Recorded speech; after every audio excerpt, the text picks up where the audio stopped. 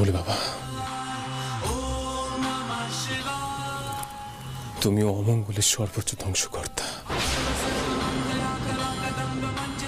তুমি পঞ্চভূতের অধিপতি, পরম ব্রহ্ম। তুমি সৃষ্টি আদি রূপ।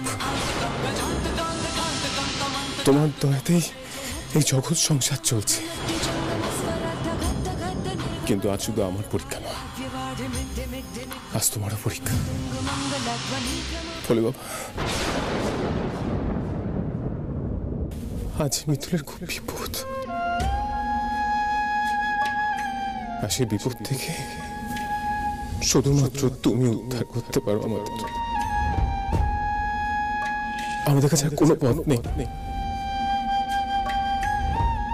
আজ তোমাকে সারা দিতেই হবে। বলে বাবা, হ্যাঁ বল বাবা।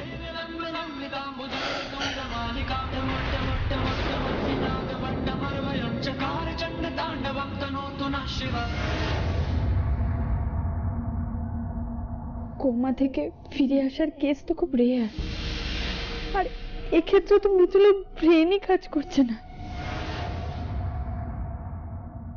করবে।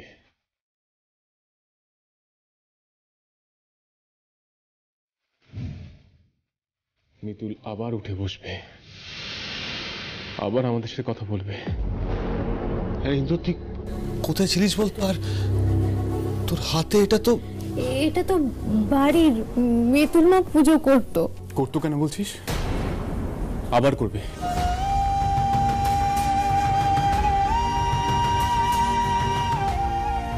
ঠাকুর নিজের পুজোর ব্যবস্থা নিজেই করে নেবে। মিতুল, এই নাও, তোমার ভোলে বাবাকে নিয়ে এসেছি।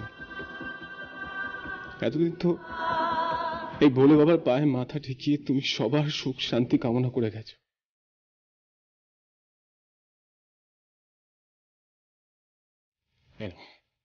আজ তোমার ভোলে বাবাকে তোমার মাথার কাছে রাখলাম। আজ শুধু তোমার সাথে তোমার ভোলে বাবার বোঝাপড়া হবে। আমিও দেখতে চাই তুমি কি করে না উঠে থাকতে পারো। দাদা ভাই, তুই তো এসবে বিশ্বাস করতিস না। এখন করছি, এখন করছি আমি। এই মেয়েটাই তো আমাকে বিশ্বাস করিয়েছে।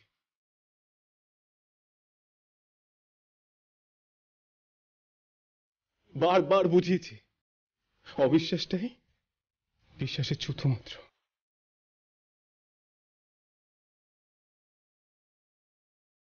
কতবার প্রমাণ করে দিয়েছে ভগবান সবকিছু করতে পারে। তাই আমি দেখি আজ কি করতে পারি। বল বাবা, আজ আমার বিশ্বাস রাখার পালা। তুমি কিন্তু আমার বিশ্বাসটা ভেঙো না। মিতুলকে উঠতেই হবে, উঠতেই হবে।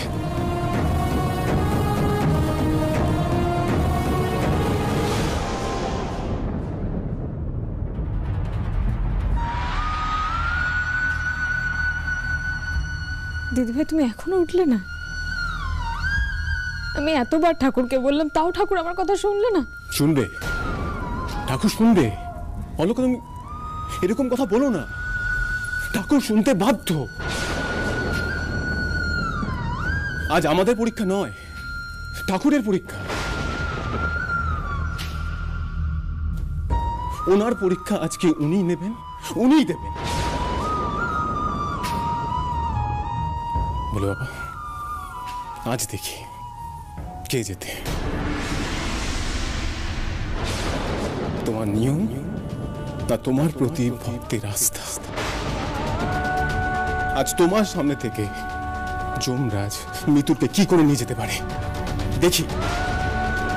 যেই মেয়েটা প্রত্যেকটা মানুষের জন্য, আমাদের পরিবারের জন্য প্রাণপাত করেছে সব সময়, তাকে তুমি এই অসময়ে কি করে নিয়ে যেতে পারো আমিও দেখতে চাই। দেখাও তোমার লীলা। কি হলো? দেখাও।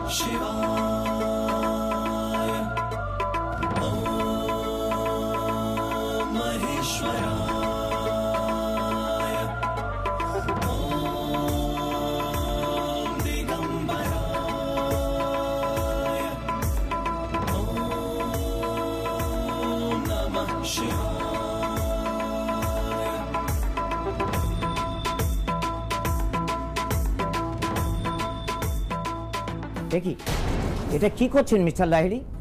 এইভাবে যদি মানুষকে ফিরিয়ে আনা যেত তাহলে মেডিকেল সায়েন্সের কোনোদিন কারোর দরকারই পড়তো না। আমি বুঝতে পারছি মিস্টার লাহিড়ী, আপনার মনের অবস্থা এখন স্টেবল নেই, কিন্তু এটাকে তো আপনাকে অ্যাকসেপ্ট করে নিতেই হবে। আপনার স্ত্রীর ব্রেন জবাব দিয়ে দিয়েছে। আপনি প্লিজ নিজেকে সামলাবার চেষ্টা করুন।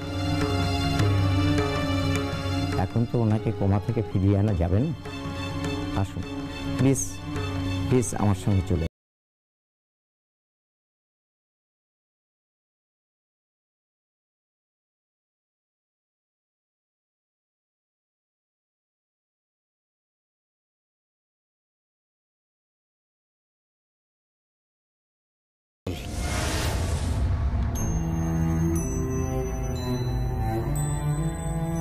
ইন্দ্র চল ভাই।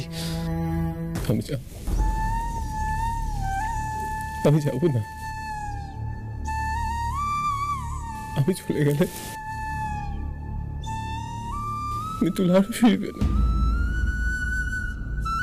দাদা ভাই পাগলামো করিস না, আমাদের আর কিচ্ছু করার নেই।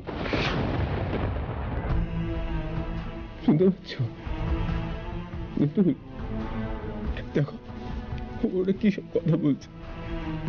ওঠো না, তুমি উঠে সবাইকে দেখিয়ে দাও। বলো বাবা কিছু একটা করো প্লিজ। তোমার লীলাটা দেখিয়ে দাও। আর পাচ্ছি না, আর অপেক্ষা করতে পারছি। চল ইন্দ্র, চল চল চল ইন্দ্র, চল।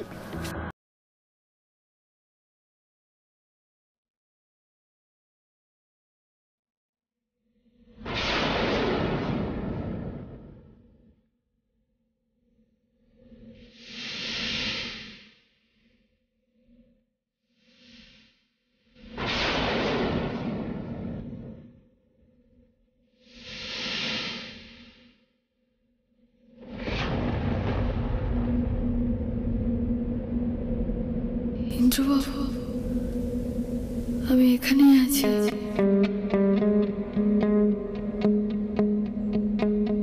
তোমাদের ছেড়ে কোথাও যাব না আমি। দাঁড়াও তোমরা।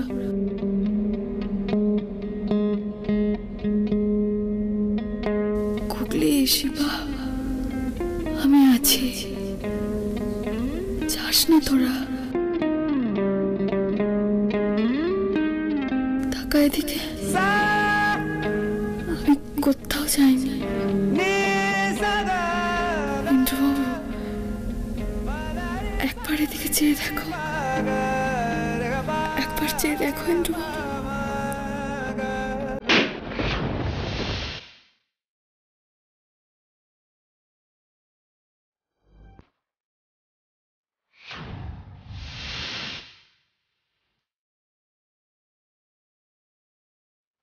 মিতুল, মিতুল মিতুল, দিদি ভাই, মিতুল, কি হলো রে কলি?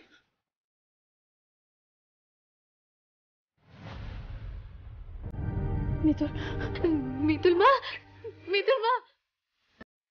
মিতুল, তুমি আমার কথা শুনতে পাচ্ছ? মিতুল, মিতুল চোখ খোলো। দিদি ভাই, দিদি ভাই, কি হলো? কলি দেখ না। ডাক্তার বাবু, পেশেন্ট রেসপন্স করছে, আপনি প্লিজ তাড়াতাড়ি আসুন। মিতুল, মিতুল, মিতুল, দিদি ভাই, মিতুল, ডাক্তার বাবু দেখুন। Mitul, doctor.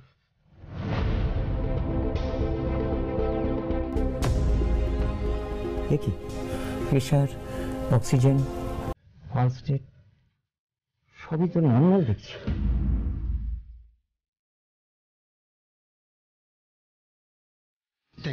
Thank you so much doctor. আপনি তো অসম্ভবকে সম্ভব করে দেখালেন। অসম্ভবকে সম্ভব তো আপনারাই করেছেন। বিশ্বাস করুন, আমার এত বছরের নিজের ক্যারিয়ারে এরকম কেস কোনোদিন দেখিনি। সত্যি আপনাদের ফ্যামিলির মধ্যে না একটা ম্যাজিক আছে। Thank you doctor, thank you.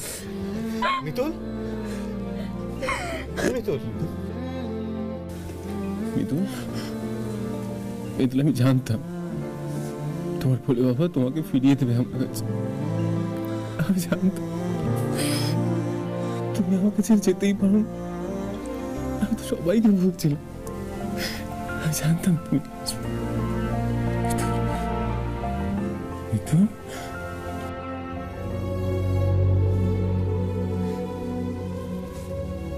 দিদি ভাই, কেন এরকম করলে দিদি ভাই? আমাকে বাঁচানোর জন্য তুমি নিজের বুকে গুলি খেলে। আজকে তো তোমার জায়গায় আমি থাকতাম দিদি ভাই। কেন করলে এরকম দিদি ভাই? আমরা সবাই তো পরিবার, এক সুতোয় বাঁধা। একটা গিট যদি খুলে যায় তাহলে যে পুরো মালাটাই খুলে যাবে।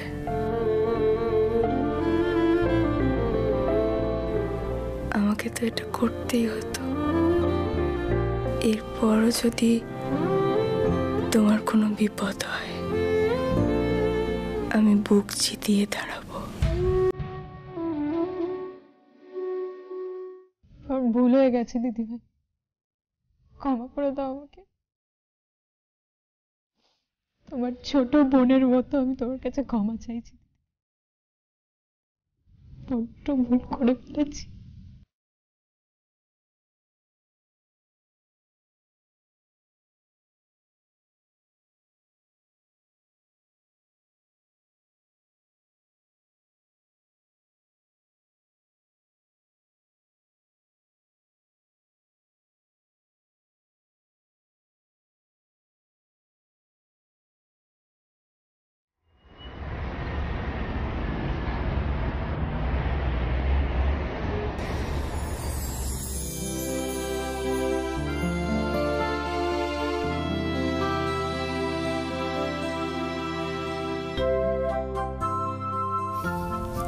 Welcome back Mitul.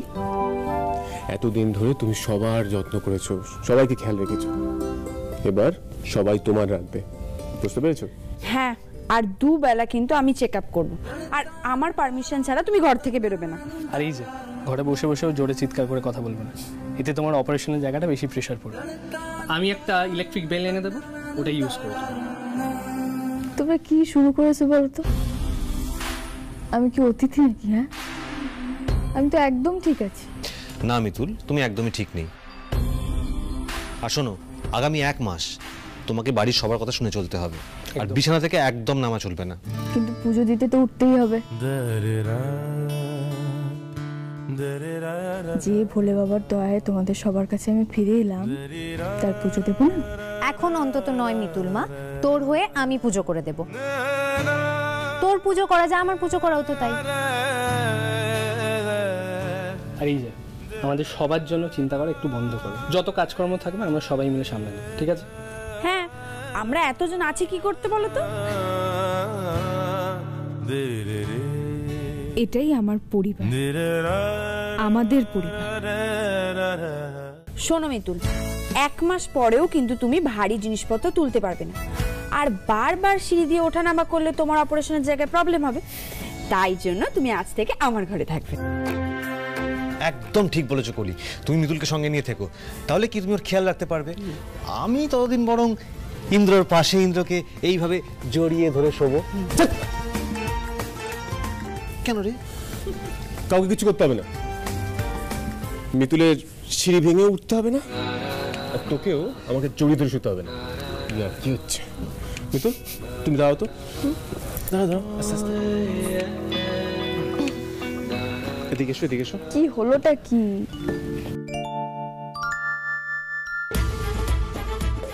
ছাড়ো, কি করছো কি? ধ্রুব, তোমার না কোমরে ব্যথা?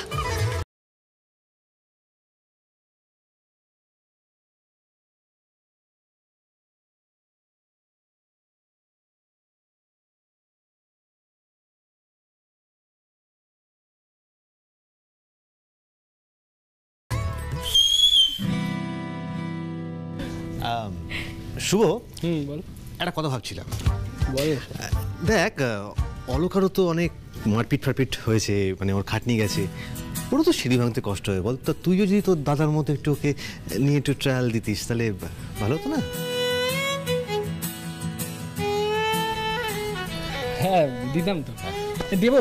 তার আগে তোর যাতে সিঁড়ি ভাঙতে কষ্ট হয় সেই ব্যবস্থাটা করি।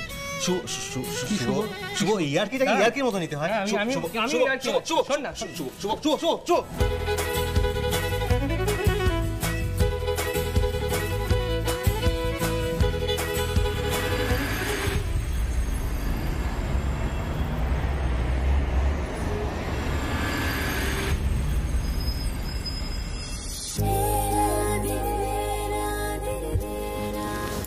কোথায় যাচ্ছ?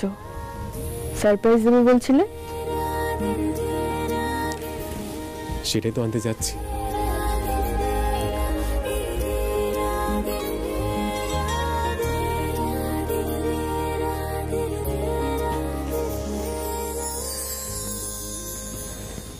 ভোলে বাবা, তোমার অশেষ কৃপা, তোমার কৃপাতেই আমি আজ আমার পরিবারের কাছে ফিরে এসেছি, আমার এক হয়ে যাওয়া পরিবারের কাছে।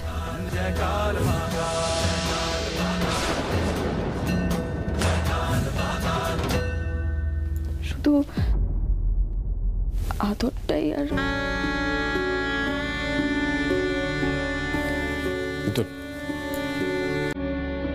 এটা কি তোমার সারপ্রাইজ? এখানে কি আছে বলো তো? খুলেই দেখো না।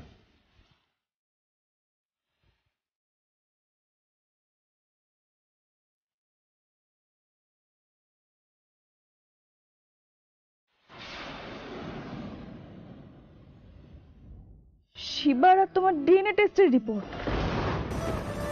এটা করার দরকার ছিল, এটা না করলে বুঝতেই পারতাম না শিবার সাথে আমার ডিএনএ 98% না 99% ম্যাচ করে। শেষ বলে যেন কিছু নেই, আছে অবশেষ। এ দেশেরও শেষে ঠিকই শুরু হবে কোনো দেশ। শিবাই আমাদের আদর। মনে কর কুটো গনি যে পাখি, বাসা ছেড়ে তাকে উড়ে যেতে হয় একাকী। এ পথে কোনো ঋণ নেই, ফেলে আমার ছেলে। ওই জন্য আমি তোমাকে বলতাম না, মায়ের মন কখনো মিথ্যে কথা বলে না। ওই জন্য শিবাকে দেখে আমার সব সময় আপন মনে হতো। আমার নিজের কেউ মনে হতো, আমার কাছের জন মনে হতো। একদম ঠিক বলেছি মা। শুরুর কাছে একা ফিরলাম, যত ভাঙন তুলে নিক মন, বলতেই হবে বিসমিল্লাহ।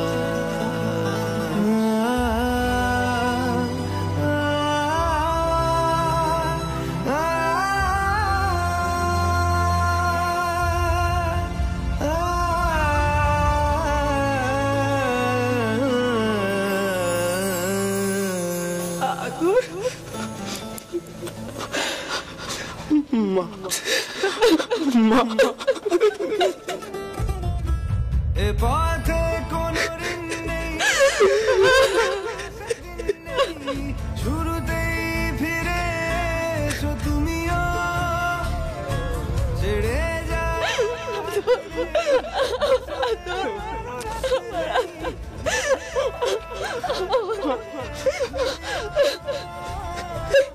শুরুর কথায় লেখা আছে তাই, শুরুর কাছে একা ফিরলাম।